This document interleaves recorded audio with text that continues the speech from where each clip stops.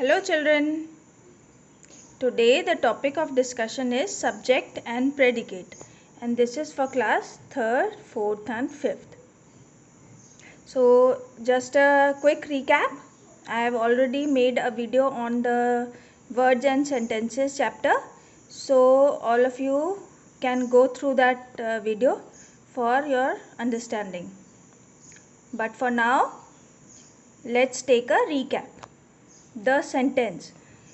So what is a sentence? I have already told you, the group of words that are arranged in a correct order and it makes complete sense is known as a sentence. All the sentences begin with a capital letter. It can end with a full stop, question mark or an exclamation mark. Alright?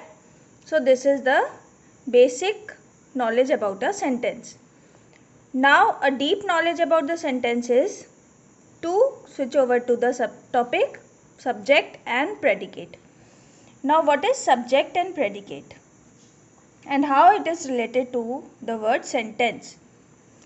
A sentence has two parts. It is made up of two parts, that is a subject and a predicate.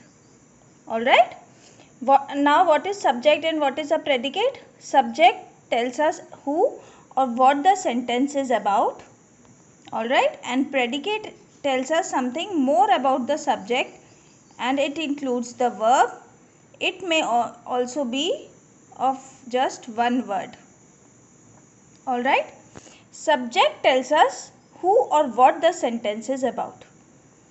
So, subject is something, it is a main part of the sentence, and predicate, it follows the subject.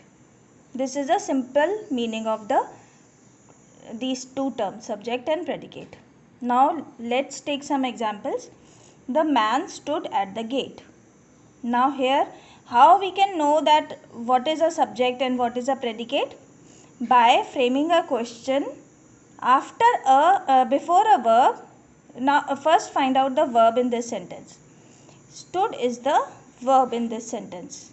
Okay, so before this word stood, we can frame a question by asking who stood at the gate. So the answer that comes is the man. So in this way we can find out the subject of the sentence. So in this sentence, the man comes as an answer. The man stood at the gate. Who stood at the gate? The man. So the man is the subject of the sentence and stood at the gate is the predicate of the sentence. Alright. Next is the chef is cooking pasta and chicken. Again, who is cooking pasta and chicken? The answer is the chef. So here the chef is your subject and is cooking pasta and chicken is your predicate. Always remember that predicate has a verb in it. Alright. So the chef is your subject and is cooking pasta and chicken is your predicate. Next is Tom Hanks is a well-known actor. Again, who is a well-known actor? Tom Hanks. Answer is Tom Hanks. So Tom Hanks is your subject and is a well-known actor is your predicate. Alright. Now look at this sentence. This is a somewhat confusing sentence. Yesterday after lunch, the students were complaining about the short recess. So now in this sentence, the sentence is telling about several different things like yesterday, lunch, students and recess. So how will we know that what is the subject in this sentence? Alright. So we first find the verb in this sentence. So the verb is were complaining. Okay, next we ask a question, who were complaining? So the answer we are getting is the students. Alright, so the students, we are getting an answer of the question who were complaining. So the students will be your subject and the rest part of the sentence is your predicate. So yesterday after were complaining about the short recess. After lunch were complaining about the short recess is your predicate of the sentence. Alright. There are some sentences where the subject is not given. Alright. So in some sentences the subject is not so easy to find, or it is not at all given, like go sit down in that chair. So in this example the verb is what is the verb in this sentence? Go sit. Go sit is your verb, but who is doing that action? It is not given in the sentence. Only one noun is given, that is chair, but the chair is not about to go and sit, right? You cannot tell a chair to go and sit. So you have to find out the subject in this sentence, but it is not given. So in these type of sentences, when the subject is not given, we assume that one speaker is giving command to the other speaker, and therefore we use you as a subject.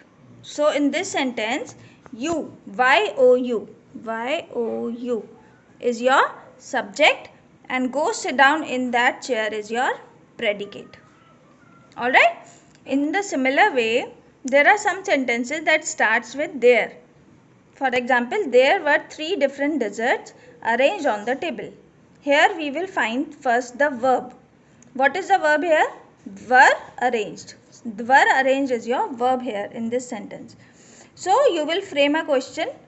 Who were arranged? You cannot get an answer. What were arranged? You are getting an answer. 3 different desserts. So 3 different desserts is your subject here in this sentence, and rest all part is a predicate in the sentence. Alright. So in this way you can find out the subject and predicate in a sentence. Alright. Quick recap what we have learned today. Parts of sentence. There are two parts of a sentence, that is subject and a predicate. Subject tells us who or what the sentence is about, and predicate tells us about the subject, and it always has a verb. And why understanding subject and predicate is important? Why it is important to know what is a subject, what is a predicate? It is important because to write a good sentence we should know what is a subject, what is a predicate. Okay. And second importance is subject verb agreement, that is to form the verb, to tell the form of a verb, whether it should be a singular verb, whether it should be a plural verb. It also depends upon the subject. Subject verb agreement will be, you will be learning this afterwards. Okay.